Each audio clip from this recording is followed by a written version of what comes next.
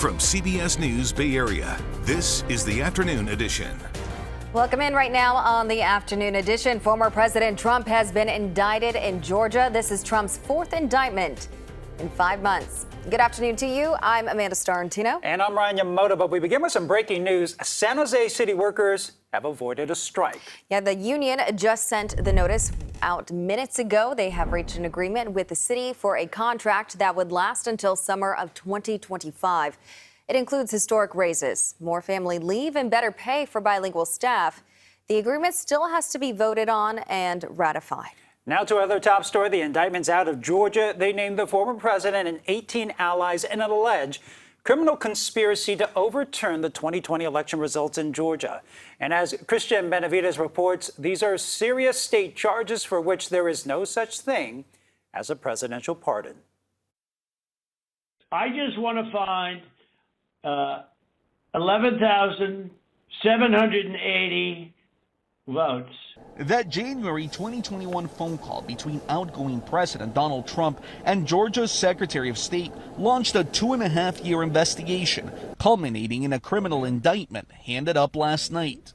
The defendants engaged in a criminal racketeering enterprise to overturn Georgia's presidential election result. The 41-count indictment names Trump and 18 of his allies, including Chief of Staff Mark Meadows and Trump's personal attorney, Rudy Giuliani.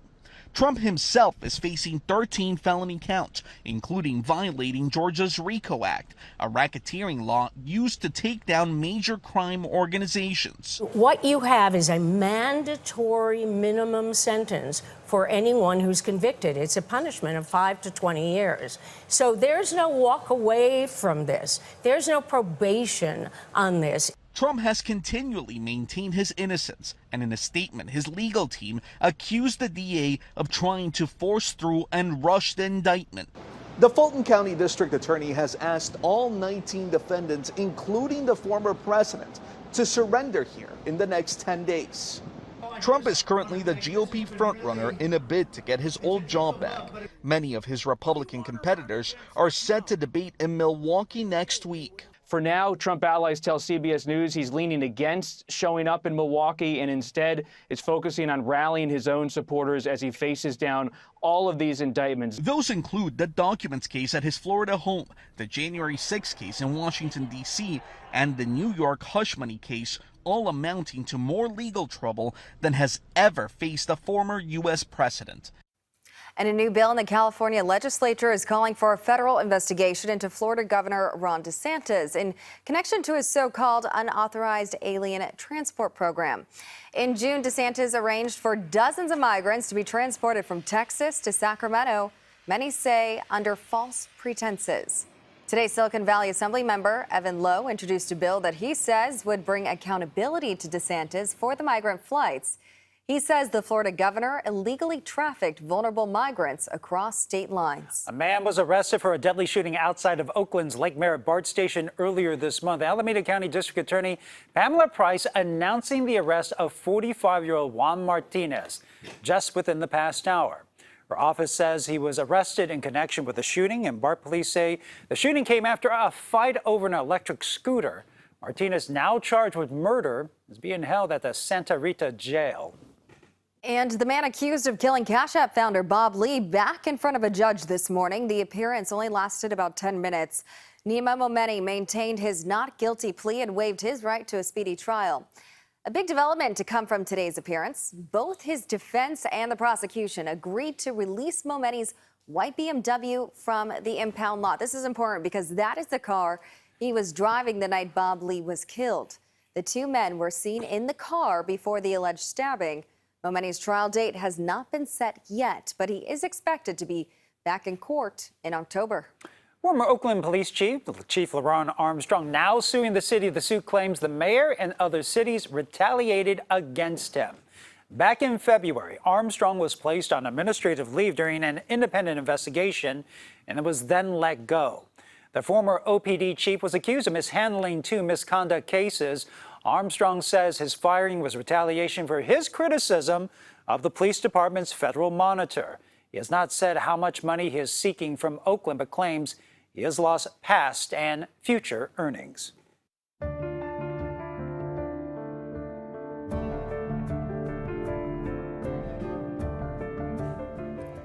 A mostly empty plane flying from Northern California to Maui. This plane left from Sacramento this morning. The wildfires have killed 99 people, and Hawaii's governor says that number could double over the next 10 days. Investigators are trying to determine if a downed power line is what caused the fire. Hawaiian electric officials defended their actions in not shutting off power, calling public safety power shutoffs like the ones in California controversial. It's not universally accepted. It can be seen as creating a hardship for those customers that have medical needs that are at higher risk. And community members in the Bay Area came out to show support for Maui and are collecting donations for families who lost their homes from those tragic wildfires. This fundraiser being held in the city's North Beach neighborhood. And if you want to help, they're open from 6 a.m. to 8 p.m. You know, anything counts. You know, a little gesture can go a long way. Organizers say they do have enough food and water donations. They are now urging people to donate more hygiene, feminine, and baby products, and, of course, monetary donations. Well, thousands of students across the Bay Area are heading back to the classroom. Welcome back to school. This week and last week, we've been seeing students and teachers all getting prepped for the new school year. Sean Chitness was there as students returned to school in style at Robert Semple Elementary School in Benicia. We got to spend the morning with staff and parents here at Robert Semple Elementary, and the principal wanted to showcase all of the great things that are happening at the start of this school year, in large part because of the Measure S bond program that is going to pay for new curriculum, improved facilities, and also allow them to give competitive pay to their teachers and substitute teachers. That funding is also going to allow them to add more teachers, and they've got plenty of school events already planned. Students here go up until the 5th grade, and they have around 440 students. And this year they will have new classrooms. They were able to add 3 portables from the middle school, thanks again to that funding that's coming from the Measure S bond program. We also got to hear from a parent who has had her student go here since he was 3 years old, and now he's a 5th grader in his final year at Semple Elementary. Today is so bittersweet because it's our first day of school. And I mean, he was this big and now he's an inch taller than I am. And I know, and it's just amazing to just see the growth. I'm going to showcase that we have a dedicated team of teachers and staff here that wants nothing more than to see our students succeed and are willing to do anything to do that, as far as how our school looks on the outside, how we run on the inside, and just keeping our laser focus on doing right by kids. And check out how they made the first day of school feel extra special. They had a step and repeat as if the kids were on the red carpet, a great way for students and parents to really celebrate that first day of school.